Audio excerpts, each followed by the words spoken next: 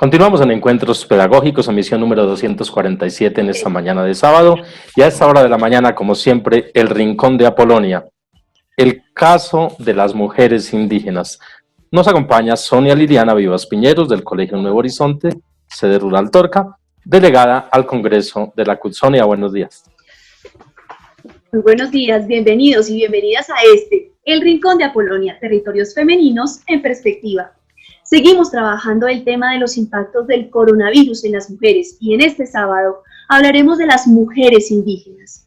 Nos basamos en el artículo del diario El Espectador del martes 28 de abril del 2020 titulado "Si el COVID-19 afecta a los indígenas, ¿por qué nos afectará a todos?", escrito por Daniel Wiesenberg, y también del reportaje que hiciera Jenny Rocío Angarita para RCN Radio el 21 de abril del 2020, titulado "ONIC confirma el contagio de 6 indígenas con COVID-19 en el país".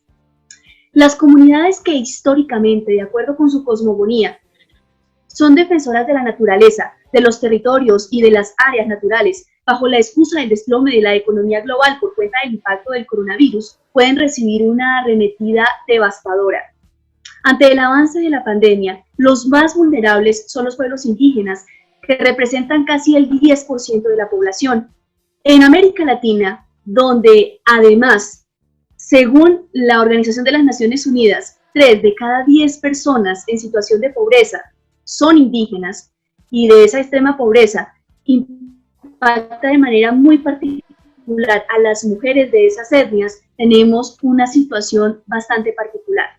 Esa situación justamente se evidencia en una situación histórica en donde más de la mitad de indígenas mayores de 35 años en el mundo padece muchas enfermedades crónicas, diabetes, malnutrición, entre muchas otras. Son altos los índices de mortalidad infantil, desnutrición, enfermedades cardiovasculares y respiratorias, eso sin contar las tasas de mortalidad por embarazos tempranos y además muy riesgosos. En varios medios internacionales como The Guardian, advierten que si el virus entra a las diferentes comunidades indígenas, la devastación para esas personas va a ser total. Es evidente que, como lo afirma Fiora Longo, directora de una de las oficinas de la organización Survival, los pueblos indígenas que controlan su propia tierra están más sanos y gozan de una mejor calidad de vida que aquellos que han sido expulsados de sus tierras y a los que se les ha impuesto el desarrollo de esa manera tan mal entendida, están bastante expuestos a millones de riesgos y de manera muy particular por cuenta del coronavirus. Cuando se expulsa a los indígenas fuera de sus tierras, que es otro de los casos, y cuando se les roban sus recursos, muchos indígenas terminan viviendo en poblados cercanos a sus lugares de origen, pero en unas situaciones de miseria y de desprotección supremamente avanzadas. Los problemas estructurales de la forma de vida de los pueblos indígenas originarios no solo serán impactados por cuenta de la propia enfermedad desatada por el COVID-19, sino por la fiereza con la que se asentará el sistema neoliberal, en tanto se disipe el riesgo, si es que no desde mucho antes. Hará que esa arremetida sea más violenta contra la naturaleza, los territorios indígenas y las áreas naturales protegidas donde ellos y ellas están. Y en el caso colombiano, esta situación no es diferente.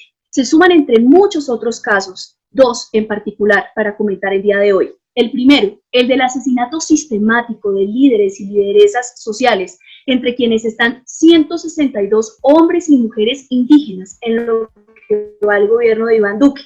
Ante el despliegue mediático de la pandemia, denunciar esta tragedia histórica y presionar colectivamente para que estos hechos no queden en la impunidad son tareas que han quedado relegadas. El segundo tiene que ver con los casos de los pueblos indígenas denominados como no contactados, que históricamente han hecho fuerte resistencia a establecer cualquier contacto humano distinto del de sus semejantes al interior de sus comunidades. Se desconoce su situación de salud en estos tiempos del coronavirus. La mayoría de estos pueblos se ubican en la frontera con Brasil, que con las medidas que ha tomado Bolsonaro se perfila como uno de los epicentros de la pandemia en Sudamérica. Las cuarentenas no son solo para detener la pandemia, también son una oportunidad para pensar y para denunciar.